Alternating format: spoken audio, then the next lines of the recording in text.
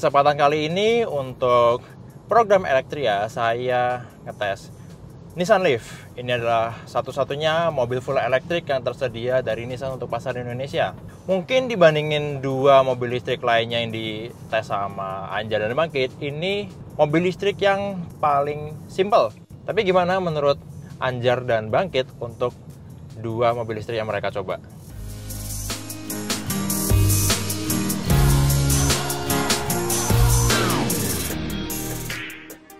Hai guys, dan sekarang lagi ada di balik kemudinya Hyundai Kona Electric Facelift yang pertama kali diluncurkan di Februari 2021 lalu.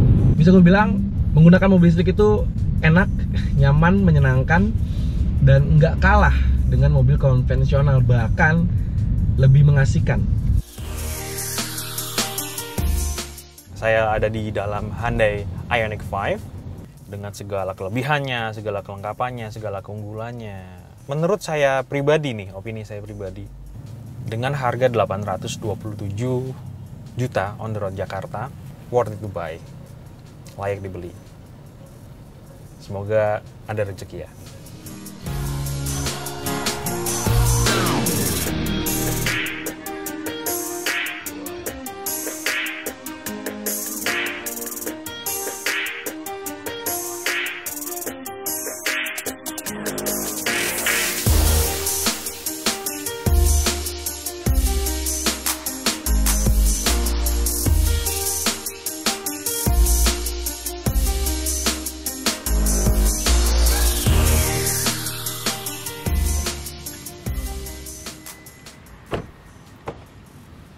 Gimana Anjar? Mantap. Mantap. Gimana? Bangkit? Gimana Bro Bangkit?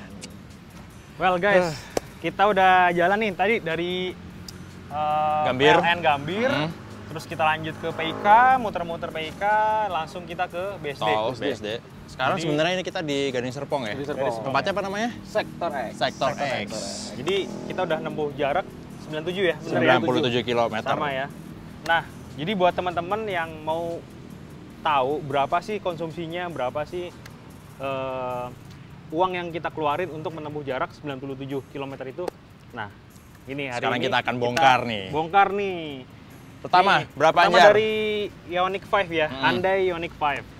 Tadi sisa baterainya itu 80%. Artinya hanya 20% saja yang dipakai untuk menempuh jarak 97 km. Rutenya tadi macet ya? Variatif ya? Variatif. Macet. Jadi kita sama-sama lah. Ada macet dalam kota, Ya, di tol juga sempat macet juga tadi. Tapi setelah itu kita juga sempat dapat jalan yang lancar banget. Bahkan sempat hujan deras. Jadi hari ini memang ngetesnya itu variatif banget, kayak bener-bener kondisi normal kita harian. Ya hujan, ya panas, ya macet, ya kadang lancar juga. Berapa jadi ya Mas Anjar? Oke, kita keluarin contekan dulu. Ini nih, hitung-hitungannya nih. Jadi nih, berhubung sisanya 20%, kita tadi pakai SPKLU di Gambir dengan tarifnya 2.466, betul ya? Per KWH ya? Per KWH. Nah, sisa baterai 20%, berarti artinya 20% dari total kapasitas Hyundai Ioniq 5 itu 72,6, itu totalnya ya. Total Kapasitas baterai ya? Baterai Oke. yang terpakai 20, artinya hanya terpakai 14,52 kWh. Nah itu kalau dirupiahin dikali 2.400 tadi, hasilnya adalah untuk menempuh jarak 97 km cuma butuh dana Rp35.806. Itu dikurangin ya dari baterai full Betul. 100% sampai ke 80% tadi itu yang kepakai Iya. berapa? Jadi sisanya 35.000 untuk 100. Iya, 35.000. Oke. Gimana Nah, dengan Nissan? Nissan Leaf ini kebetulan di antara 3 mobil listrik yang kita bawa, Ya. ini baterainya paling kecil kapasitasnya. Oh iya, pastinya. 40 kW. Ya. Dan begitu kita finish di sini, sisa baterainya itu 64%. Karena secara klaimnya dari WLTP, mobil ini kalau full Ya. itu 270-an kilometer jarak tempuh maksimalnya. Oke. Nah, dari perjalanan kita hari ini, Berapa tuh? konsumsi listriknya itu kan berarti 64% yang kepake 36% dari 40 Yes. kilowatt kapasitas baterainya. Kalau dirupiahin 36% itu berarti dikonversi jadi rupiah totalnya 35.500 juga. Beda tipis sama Ioniq 5 Cuma ya. beda 300 perak. Makanya tipis Mana banget ini- bedanya. Ini beda brand ya. Beda brand. Kita ngomongin beda beda brand, beda teknologi, beda outputnya juga. Outputnya. Pasti power sama torsinya beda kan. Beda. Betul. Dan selama perjalanan gue pakainya mode normal Normal. dan mayoritas juga pakai mode ini e-pedal. Jadi Oke. agak ada apa ya? Regenerative braking untuk agak hemat ininya konsumsi baterainya. Oke. Oke. Jadi itu mungkin pengaruh juga. Berarti hampir mirip-mirip ya antara Ioniq 5 dan Mm-mm. Iya, padahal ini beda brand. Nah, gimana nih? Kalau untuk Gua Kona bangkit. gimana Kit? Kona. Ini Kona nih. Paling Jadi, mentereng nih. teman-teman ini adalah Kona facelift. Ada beberapa perubahan lah ya dibandingkan dengan Iya. Kona sebelumnya. Sekarang untuk jarak tempuhnya ketika penuh baterai itu sekarang 345 km. Itu naik sekitar hampir 80 km dari model sebelumnya. Baterai pakai 39,2 kWh. Dan dari PLN Gambir sampai ke sini itu sisa 75%. Jadi terpakai sekitar 25% ya. Betul. Dan dihitung-hitung berarti sekitar terpakai 9,8 kWh untuk daya Oke. listriknya. Saya dihitung hasilnya rata-rata didapat angka 24 ribuan untuk 24 ribu. jarak 97 km. Paling irit. Irit dia. Paling irit. Irit dong. Mode drivingnya pakai apa? Normal terus. Normal terus. Normal Terus ya? dengan regenerative braking di level 2. Oh, bisa hampir 10.000 loh. Lebih murah. Malah satu merek ya? Makanya satu merek. Dimensi jauh beda lah Oke, mungkin. oke. Teknologi Mungkin juga mungkin beda. bobot. Coba bobotnya berapa kalau Bobot ini di 1535 kilo. 1,5 ton. 1,5 ton. Kalau Ini juga sama lebih dari 1,5 ton. lebih dari Lebih dari 1,5 ton. kalau Ioniq 5 jelas ya. Karena baterainya yang paling Baterai paling tinggi gede. pasti paling berat. 1,9 ton. Tapi konsumsinya mirip, Mirip. sama Leaf yang konstan pakai mode normal drivingnya. Sementara lu pakai Ioniq 5 tadi sempat gonta-ganti kayak ke Eco, ke Ya, Sport, ke segala Sport, macam. Variatif lah. Variatif. Tapi emang kebantu sama baterainya yang paling gede. Betul. Jarak tempuhnya aja bisa sampai 400 km lebih. Gitu Irit. kan? Irit, Betul emang kan? secara hitung-hitungan pakai mobil listrik untuk kita pakai sehari-hari mungkin pengeluaran untuk konsumsi listriknya mungkin itu jauh lebih terjangkau. Tadi saya juga sempat kan kita hitung-hitungan, kita diskusi kalau pakai mobil konvensional gimana nih, berapa konsumsinya. Tadi sempat kita diskusi dengan kondisi misal kita kan katakanlah ya kita pakai bahan bakarnya Pertamax. Pertamax lah 92 harganya ya. 12.500. 12.500. dengan jarak segitu ya kita MBV harian lah biasa lah. 1.500 Rata-rata cc lah. 1.500 Macet cc. gitu ya, lewatnya macet segala Rata-rata macam. kita let's say 12 km Per liter. per liter ya konsumsinya. Itu kalau dihitung-hitung dikalkulasi 100 ribuan loh. Iya. 100 ribu. Betul, berarti bisa irit sekitar 60 sampai 60% ya? Iya 60-65%. 12 km per liter itu udah hitungan paling irit loh. Paling irit. Karena rata-rata kan 8, 10 betul, gitu betul, kan. betul. Iya ini udah Ini hitungan kasar aja ya. hitungan Perbandingan kasta yang paling perbandingan kasar paling lah, gampang tapi, ya. Bisa menggambarkan bahwa kondisinya memang 100 ribu dengan 35 ribu, bahkan ini 24 ribu. 24.000. Luar biasa sekali. Jauh lebih irit malah. Tapi emang variabelnya tetap itu tergantung gaya berkendara Gaya berkendara, kita, betul. kondisi Pasti. jalan juga. Pasti. Sama kalau mau hebat lagi ya kita harus bisa manfaatin fitur-fitur yang ada di masing-masing mobil Ya, listrik. Nah, kalau driving mungkin ya oke lah, mobil listrik torsinya tinggi, instan, semuanya enak banget. Rata-rata enak ya. Enak. Mungkin ada dukanya juga. Tadi kita yang di depan kita ngomongin sukanya semua. Betul. Apa tuh? Dukanya. Kalau mulai dari Ioniq 5 apa Jar? Oke, nah, tadi kita di Gambir sebenarnya ada kendala. Oh benar. Ada kendala pertama dari aplikasi. Iya. Kadang antara link aja dengan chart in, kadang tidak terkonek. Iya. Ya, jadi kita harus switch pakai handphone lain. Bisa. Oke, akhirnya. Tapi kita coba ke apa namanya kalau itu alat pengisian. Itu alat pengisian ternyata kan mereknya beragam. Tidak satu merek atau Vendornya satu beda-beda vendor, ya? bahkan beda-beda. Bahkan itu kan di PLN sendiri Ya. beda-beda. Ketika apesnya ya, tadi kita di PLN Salah satu ada yang bermasalah ya. alat pengisiannya tidak bisa, kita scan barcode, delay dan lain-lain, tidak terus layar sentuhnya susah pencet ya. Susah. Nggak responsif ya. Tidak responsif ini. Menjengkelkan Dan juga. ini apa bahkan uangnya udah kesedot ya tadi ya, nominal ya? Uangnya kesedot 3 Sedot. kali. Untungnya balik lagi Balik sih. lagi. Untungnya balik lagi. Akhirnya kita switch pindah ke alat yang lain. Bisa. Tapi ya tetap aja dengan adanya kendala itu kan jadi kita lebih ribet dan Betul. makan waktu juga jadinya. Makan waktu.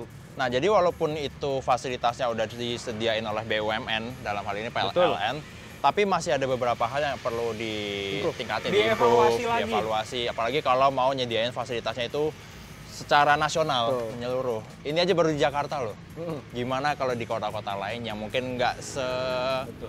sepadat atau seberkembang Jakarta ya? Masalahnya kalau misalnya kita pergi jauh, infrastrukturnya hanya itu Nah, saja. betul. Terus kita trouble, Susah. bagaimana kita? Apalagi kalau yang kita tahu kan kayak charging station yang ada di rest area itu baru tersedia support untuk Hyundai. Yang DC CCS ya? Iya, di CCS. CCS. Sementara kalau misalnya gue mau pakai Nissan Leaf jauh, misal ke Trans Jawa, nggak bisa tuh isi di rest Rest area. Karena colokan untuk fast chargingnya pakai tipe Cademo. Beda berarti. Ya? Beda lagi. Itu salah satu kendalanya juga Ya, untuk soal infrastruktur dari mobil listrik. Oke, oke. Tapi tenangnya kan ada juga ya kabel untuk portable dari masing-masing merek. Jadi bisa Ada. di-charge Betul. Tapi dimanapun. tapi kendalanya ya itu harus rela Nunggu ngabisin lama. waktu lama banget. Lama, sangat Itu. lama, sangat lama. Jadi emang masih banyak PR yang harus diberesin untuk kita mengembangkan industri mobil listrik ini di Indonesia. Kalau misal ada teman-teman yang pengen tanya misal, kalau di rumah berapa sih buatnya minimal? Mm. Nah, jujur Ioniq saya coba di 2200 watt di perumahan bisa, tapi sangat-sangat lama. Lama ya? Itu dari sekitar 85% sebelumnya saya sudah pakai, untuk 100% bisa tertera 15 jam gitu atau lebih bahkan. Wah, Tapi emang dari PLN sendiri ada rekomendasi minimal listrik yang dipakai untuk rumah kalau mau untuk bisa ngecas mobil listrik dengan aman itu 3.500. Itu yang standarnya untuk Standar. lebih cepat gitu ya. Dibandingkan 200 watt. akhirnya saya pindah nih dari 2200 ke 5000 di depan, pindah ke 5000. Lumayan lancar, bisa Lancar. lebih cepat, tapi ya itu tetap lebih lama dibanding fast charging. Ya, itu emang kendalanya di situ. Memang idealnya kalau untuk charging di rumah itu bukan pakai fast charging. Karena sama seperti gadget, kalau terlalu sering pakai fast charging itu akan pengaruh juga ke baterainya. battery health-nya. Jadi emang nggak disaranin untuk terlalu sering pakai fast charging. Gitu. Betul. Jadi itu salah satu insight untuk maintenance soal teknologi di mobil listrik. Tadi juga ada pengalaman Bro Bangkit yang soal kecepatan charging nih dari 80%, Iya. kemudian ternyata melambat. Kenapa sih? Mungkin ada pertanyaan juga. Loh, Dari 73 ke 80. 73 Itu cepat. Paling berapa menit? Berapa menit? Tapi 3 setelah atau 80% ke atas mau ke full itu emang agak melambat. Akhirnya melambat. Jadi butuh berapa menit tuh? Tadi hampir sekitar 40 menitan lah sampai penuh Totalnya ya? Total Total. dari 73 ya. Gituan. Karena emang itu mungkin emang di setting juga. Walaupun kita fast charging, kalau udah mau mendekati penuh, dia akan lebih kerannya kayak dikecilin. Iya, gitu. betul. Jadi nggak akan overcharge juga di baterainya. Overcharge. Jadi lebih awet ya. Jadi waktu kita pakai, baterainya nggak terlalu panas. Ya betul, tidak Betul. panas. Karena kalau fast charging itu kan emang buat suhu tuh jadi lebih panas. Betul. Iya, cepat ya Jadi ketika panasnya. 80 dia naik ke 100 tuh dia agak dinormalin. Didinginkan mungkin kali ya. Karena itu juga akan pengaruh juga ke durability dari baterainya untuk jangka panjang. Oh ya, teman-teman perlu digarisbawahi juga bahwa kita dari Jakarta, dari PLN ke PIK sampai ke Tangerang sini. Gading Serpong, Ini dalam kondisi baterai mobil semuanya terisi 100%. 100%. Jadi ya setara ya kita ya. Walaupun emang kapasitas baterainya beda-beda. Beda-beda. Tapi seenggaknya kita mau start dengan kondisi yang setara semuanya. Tadi juga ngomongin pengujian lagi nih. Cuaca. Cuaca juga pengaruh. Gimana tadi? Waktu kita berangkat emang nggak panas yang terik. Ya. Tapi emang ya Jakarta emang sekarang panas, polusinya tinggi. Begitu masuk ke tol masih panas, dan kita waktu hampir masuk ke area BSD, Ya. hujan deras. Betul. Hujan deras, tapi yang nggak khawatir aja sama mobil listrik, karena kita udah yakin kalau mobil listrik ini emang aman untuk segala cuaca. mau panas, dingin, banjir sekalipun, Kalaupun banjir tadi ya, sedikit sempat genangan. ada kita genangan kenangan. tinggi, ya. Dan itu bukan settingan ya, itu kebetulan aja lewat. Lewat jalan yang agak Kita nemuin jalan itu yang di jalan yang Salah kita satu lewat. pembuktian sebenarnya, salah Iya. satu pembuktian. Salah satu pembuktian. Karena masih banyak juga orang yang bertanya-tanya atau ragu kalau mobil listrik ini dipakai di jalan yang mungkin genangannya tinggi atau bahkan banjir sekalipun itu bakal nggak sih, gitu ya? nyetrum atau enggak, bakal konslet atau enggak. Tapi itu bisa dibuktikan kalau enggak sama sekali. Berarti Selama sama bukan seperti- kecelakaan ekstrim. Oke, berarti sama seperti mobil konvensional aja sebenarnya. Sama aja. Sama. Mobil konvensional juga kalau banjirnya 1 meter juga Ya, selesai, bisa. finish. Iya. Jangan Gitu. dinyalain sama sekali malahan. Oke. Final question. Apa tuh? Ini mobil listrik memang harganya lumayan ya. 600, 600. 600 juga. 600-an, Ini bisa sampai 800. 829-an. Nah, pajak tahunannya STNK-nya berapa nih? Pajak tahunan. Dari Coba sini, kita dari buka sini. masing-masing. Dari Kona dulu ya. Oke, dari Kona. Berapa, Kit? Ini berdasarkan STNK untuk pajak tahunannya sekitar untuk 1 tahun di 1.171.900. Jadi 1.172.000 lah untuk per tahunnya untuk bayar pajaknya. Murah loh itu. Murah banget. Murah, Coba, bandingin. Bro Wahyu berapa? Oke. Nissan Leaf PKB-nya itu 859.700 sama SWD KLLJ-nya itu 153.000. Jadi kalau ditambah itu di total 1.012.000 sekian. 1 juta, oke. 1.012.000 untuk setahunnya. Nah, Pajak. kalau Ioniq 5 1,32 jutaan. Sebagai contoh. Oke, teman-teman, kalau dibandingkan dengan misal mobil konvensional level low MPV ya, 1.500 cc 1.500 cc. bisa 3 jutaan. 3 juta udah lebih dari 2 juta ya. Untuk tahun-tahun baru ya? Iya, Tahun-tahun tahun baru. 2022 ya, biasa segituan. Itu Wow. sekelas Ioniq 5 itu bisa hampir separohnya lebih. Iya. Yang harganya hampir Harganya 1 miliar, ratusan juta. di atas setengah miliar ya. Iya. Tapi ada benefit dari mobil listrik walaupun dengan harga yang udah tinggi ini. Apa aja, Kit? Pertama adalah bebas ganjil genap. Bebas ganjil genap. Jadi nggak usah perlu beli 2 mobil untuk mengakali ganjil genap, cukup beli mobil listrik, bisa kemana-mana di Jakarta. Semuanya nggak usah Nggak ini ya, perlu nggak pusing ya khawatir tiap takut hari di ditilang Jakarta. polisi. Oke. Tuh. Terus yang kedua juga ada free BBNKB. BBNKB. Iya. Jadi seperti itu. Jadi memang banyak keuntungan ditawarkan dari pemerintah, insentif lah ya untuk mensimulasi Ya, penggunaan mobil. Bentuk salah satu listrik. dukungan untuk membangkitkan industri mobil listrik juga ya. Jadi gimana mobil listrik menurut kalian? Mobil Beli listrik atau yang- tidak? Kalau punya uangnya Dipertimbangkan. saya pengen. Mempertimbangkan. Kalau punya uangnya saya pengen. Betul. Saya juga walaupun ini test drive, mobil test drive, saya posesif sekali dengan mobil ini. Jujur, waduh enak banget. Patut dipertimbangkan mobil listrik apalagi mengingat kondisi lingkungan Betul. yang semakin memprihatinkan belakangan ini, apalagi polusi udara juga makin pekat ya. Dan sama ini ngelihat keagresifan dari pemerintah yang emang pengen mendorong kendaraan elektrifikasi Oke. gitu. Betul. Green car. Nah, jadi itu dia Electria, tes khusus mobil listrik dari Automedia Group, carvaganza.com, auto.com, dan zigwheels.co.id. Ya. Selain di YouTube Official Auto dan Carvaganza, ikuti juga hasil review dan berbagai ulasan tentang mobil Betul. listrik di website carvaganza.com, auto.com, dan zigwheels.co.id. Jangan lupa kasih komen, kita bisa diskusi di bawah kolom Nah, betul. berikut ini. Jangan lupa juga untuk subscribe ke channel di Official Auto dan carvaganza.com, dan sampai jumpa di konten menarik berikutnya. Ngopi, Ciao. ngopi. Oh iya, Ngopi, udah ayo hujan, ngopi. udah hujan.